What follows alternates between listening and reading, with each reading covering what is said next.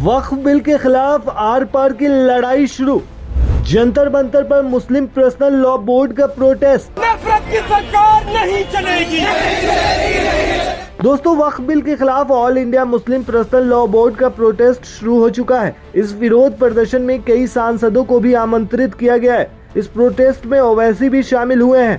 कल कोई भी जाकर कह देगा कि मस्जिद नहीं है और कलेक्टर बोल देगा कि इंक्वायरी, और जब इंक्वायरी कलेक्टर ऑर्डर करेगा इस बिल के कानून के तहत, इस बिल के तहत, तो जब तक कलेक्टर की इंक्वायरी नहीं होती वक्त की प्रॉपर्टी नहीं रहेगी। यही होगा ना।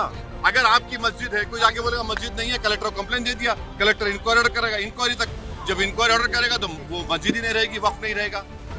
दिल्ली में 123 प्रॉपर्टीज हैं जिसको दिल्ली वक्फ बोर्ड कहता है हमारी है और गवर्नमेंट बोलती है हमारी है। पार्लियामेंट सामने की मस्जिद आप देखते हैं ना, वो सरकार कहती है हमारी प्रॉपर्टी है।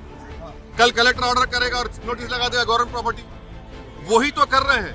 और हिंदू धर्म में, सिखों के धर्म में, जैन धर्म में, बौद्ध धर्म में उनके जो मजहबी बोर्ड्स हैं उसमें तो कोई उन्हीं का मजहब का नहीं बन सकता है। यहाँ पर आप कैसे बना रहे हैं फिर, और ज्यादा बना सकते हैं क्या?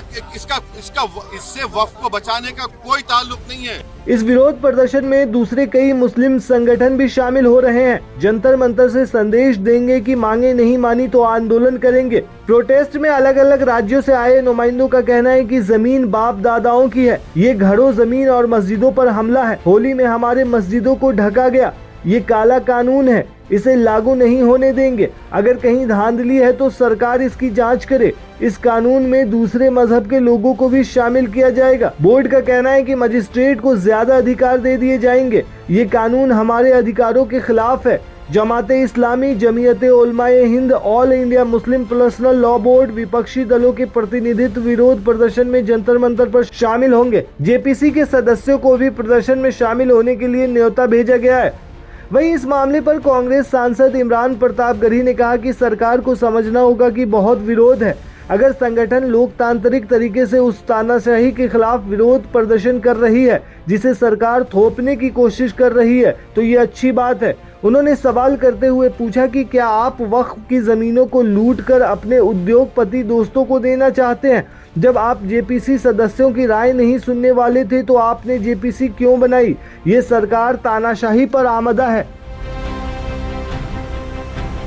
वहीं इस मामले को लेकर बोर्ड के प्रवक्ता SQR इलियास ने बताया कि इस विरोध प्रदर्शन के लिए कई सांसदों को आमंत्रित किया गया है। धरने का ऐलान करते हुए all India Muslim Personal Law board के प्रवक्ता ने कहा कि सावधानी पूर्वक विचार विमर्श के बाद बोर्ड इस निष्कर्ष पर पहुंचा है कि प्रस्तावित कानून वक्फ संपत्तियों पर कब्जा करने का मार्ग प्रशस्त करेगा और ये मुसलमानों पर प्रत्यक्ष हमला है। उन्होंने ये भी कहा कि हमने संसदीय पैनल द्वारा मांगे गए सुझावों पर ईमेल के जरिए तकरीबन 3.5 करोड़ से ज्यादा प्रतिक्रियाएं दी। यह विधेयक भेदभाव दिखाता है क्योंकि इसमें वक्फ बोर्ड और परिषदों में गैर मुस्लिम सदस्यों को रखने की बात कही गई है, जबकि हिंदुओं और सिखों की निधियों के प्रबंधन में ऐसा कोई प्रावधान नहीं है। हम ये एक्सपेक्ट कर रहे थे कि चूंकि जेपीसी बनाई इसलिए गई थी कि जो आशंकाएं हैं, जो प्रॉब्लम्स हैं, जो असहमति है वो उनके सामने आए और फिर उसके बाद उसको सम्मान करते हुए उसमें वो संशोधन करें। तरमीमी बिल के अंदर यानी अमेंडमेंट बिल में भी मज़ीद संशोधन करें। हमने मेंबर ऑफ पार्लियामेंट से मुलाकातें की, हमने जितने भी पार्टीज़ हैं उनके ज़िम्मेदारों से मुलाकात की, हमने बीजेपी की जो अलाइज पार्टी है उनसे मुलाकात की, चंद्रबाबू नायडू जी से मुलाकात की, नीतीश कुमार जी से मुलाकातें हुई। इसके अलावा जेपीसी के अंदर जो अपोजिशन मेंबर्स थे उनसे भी अलग अलग मुलाकातें की गई और हमने अपना पूरा पक्ष उनके सामने रखा। और हमारे सामने भी यानी जेपीसी के जो मेंबर है उन्होंने हमारी बातों से सहमति जताई थी। इवन जब हमने पेश हुए थे जेपीसी के सामने पर्सनल लॉ बोर्ड, उस वक्त उसी मीटिंग में लोगों ने ये कहा था कि आपने जो डॉक्यूमेंट सबमिट किया है इसने एक पूरी तस्वीर हमारे सामने रखती है कि आपका क्या ख्याल है कि इस तरमीम बिल से क्या नुकसान होने वाला है।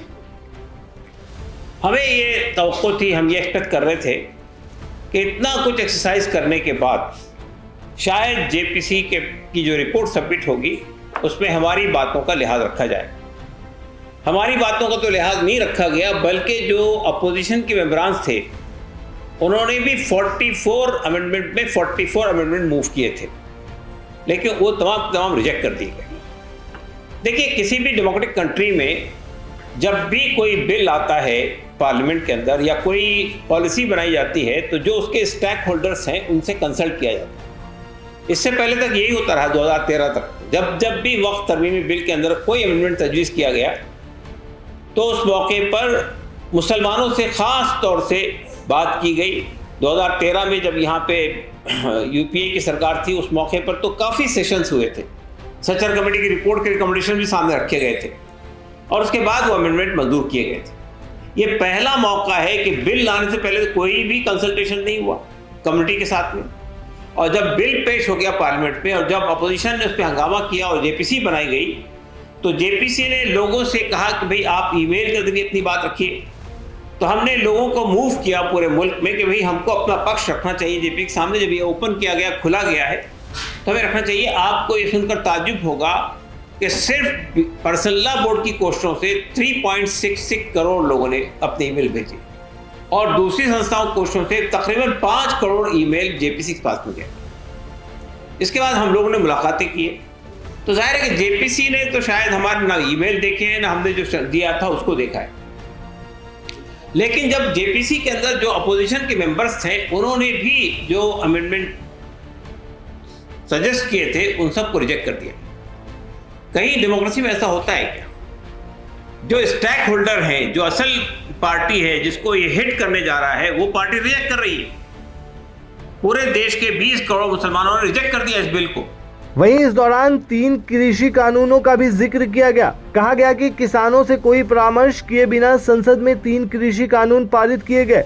किसानों के लंबे और दृढ़ विरोध के बाद ही सरकार उन्हें वापस लेने के लिए मजबूर हुई। आपको बता दें दोस्तों कि पिछले साल लोकसभा में 8 अगस्त को वक्फ संशोधन विधेयक लोकसभा में पेश होने के तुरंत बाद जेपीसी के पास भेज दिया गया था। विपक्षी दलों ने इस विधेयक में प्रस्तावित संशोधनों को मुस्लिम समुदाय के धार्मिक अधिकारों का उल्लंघन बताते हुए कड़ी आलोचना की थी। वहीं सत्तारूढ़ बीजेपी का कहना है कि ये संशोधन वक्फ बोर्ड की प्रणाली में पारदर्शिता लाने और उन्हें जवाबदेह बनाने के लिए है।